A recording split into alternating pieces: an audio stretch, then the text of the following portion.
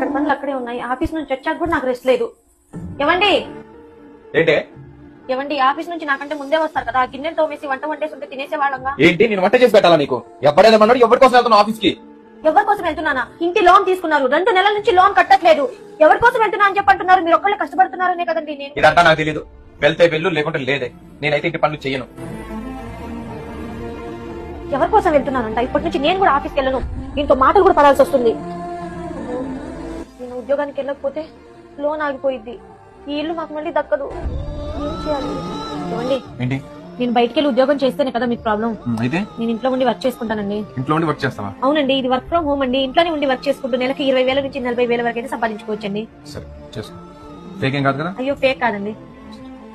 So friends, మీరు కూడా ఇంట్లోనే ఉండి వర్క్ చేసుకుంటూ నెలకి 20,000 నుంచి 40,000 వరకు అయితే సంపాదించుకోవచ్చు. ఇందులో చాలా మంది జాయిన్ అయ్యి హ్యాపీగా మనీ కూడా సంపాదించుకుంటారు. ఇంకెందుకు ఆలస్యం చేస్తున్నారు? వెంటనే స్క్రీన్ మీద నెంబర్ కి కాల్ చేసి డీటెయిల్స్ అయితే తెలుసుకోండి. నచ్చితే జాయిన్ అయిపోండి. All the best.